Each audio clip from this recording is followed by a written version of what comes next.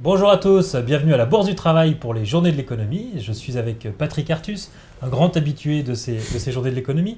Alors vous êtes directeur de recherche chez Natixis, aussi professeur d'économie à la Sorbonne. Peut-être un premier mot sur ces Journées de l'économie. On est à la 9e année, bientôt les 10 ans.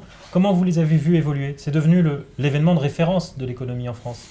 C'est un endroit où on fait quelque chose qui est quand même assez utile, il me semble, c'est de parler d'économie de manière extrêmement sérieuse et de manière à ce qu'un public non économiste puisse comprendre ce qui se passe. Donc c'est pas du tout de la divulgation. Les conférences sont des conférences académiques sur des sujets importants, avec des références à la recherche, mais en même temps, la façon dont les choses sont racontées fait que le lecteur normal du journal peut s'intéresser au débat. Donc c'était ce mélange, il me semble, entre un fond qui est extrêmement sérieux et qui fait appel à la recherche, et une forme accessible fait l'originalité des journées de l'économie. Donc c'est pas une conférence entre spécialistes, on aurait un vocabulaire technique, et c'est pas non plus de la divulgation grand public. C'est quelque chose qui est... Ce format-là me paraît extrêmement important, parce que ça permet à une opinion assez large d'entendre des débats d'économistes qui font les travaux, qui travaillent.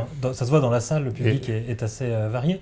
Alors, chez les organisateurs des Journées de l'économie, on dit que la conférence inaugurale, c'est la conférence d'Artus, parce que c'est vous qui en êtes en général, chaque fois. Oui, ça consiste à inviter un certain nombre de gens, oui. Alors, on en sort justement. Vous avez conclu votre intervention sur la nécessité de construire l'Europe. Vous avez le sentiment qu'aujourd'hui, ça va être quelque chose de difficile? Je pense qu'on est dans un monde qui devient plus concurrentiel. À nouveau, les pays vont... Dans une période de croissance forte et facile, finalement, on peut avoir de la croissance sans faire énormément d'efforts. Tout le monde croît, Donc, dans les années 2000, jusqu'à la crise de 2008, le monde croissait à plus de 5% par an, tous les pays croissaient, et donc les choses étaient assez faciles. Tout le monde, les entreprises travaillaient à pleine capacité, on était au plein emploi. Dans un monde où la croissance est beaucoup plus faible, vous avez un niveau de concurrence qui devient beaucoup plus grand. Et donc, aujourd'hui, les continents se battent pour des gains de part de marché, les entreprises essaient d'avoir des produits innovants pour avoir prendre des marchés, prendre des marges. Le pire, ce serait que les Européens, entre eux, soient dans cette approche.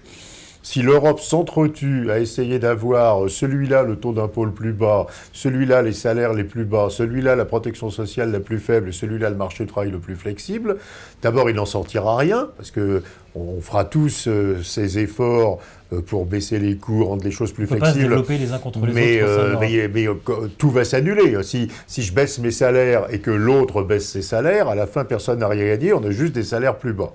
Et c'est une problématique très particulière dans la zone euro, puisque nous avons la même monnaie. Et donc, on ne peut pas corriger les problèmes par la monnaie. Et donc, si aujourd'hui, la logique de fonctionnement de l'Europe, c'est j'essaie de manger les autres en ayant une fiscalité plus favorable, ou j'essaie de manger les autres en baissant les salaires, ou j'essaie de manger les autres en réduisant la protection du travail, on ne va nulle part. C'est une course au moins 10 ans qui va nous user et qui finalement ne produira aucun effet positif, si ce n'est qu'on se fera prendre des marchés par les non-européens. Donc, je pense que dans l'environnement aujourd'hui, où on a les grandes entreprises d'Internet aux États-Unis, les multinationales chinoises, on a parlé en séance tout à l'heure d'Alibaba. Alibaba, c'est 3 fois gros comme Google. Il faut se rendre compte que quand vous partez du marché intérieur chinois avec 1,3 milliard de consommateurs, vous pouvez manger le monde.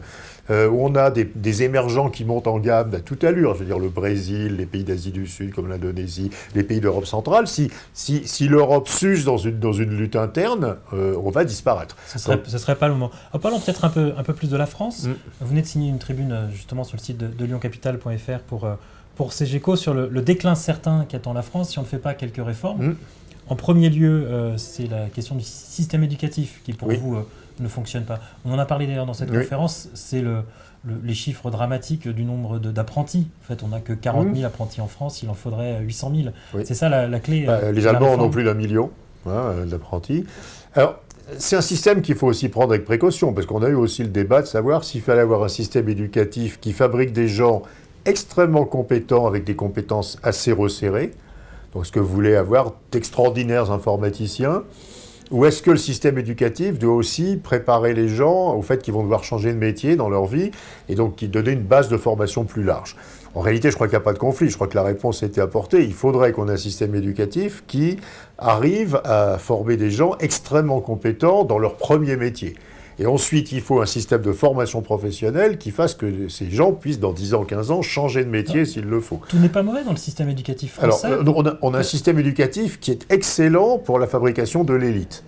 Mais qui est bon aussi, et puis on arrive déjà à la fin de l'émission, donc pour conclure, qui est bon pour avoir des créateurs d'entreprises. Il y a plus de créateurs d'entreprises. On a beaucoup de créateurs d'entreprises. En France, maintenant, aux États-Unis. Méfions-nous quand même. Beaucoup de ces créateurs d'entreprises créent leur entreprise en France parce qu'ils sont français, parce qu'il y a le crédit d'impôt recherche, qui est une politique économique extrêmement efficace, et ensuite partent aux États-Unis pour lever des fonds et se développer. Donc il faut aussi se méfier des chiffres simplement de création. Toute la structure de l'économie. Le reste souvent part aux États-Unis. Patrick Artis, je vous remercie, et puis moi je vous souhaite à bientôt pour une nouvelle émission de l'Autre Direct.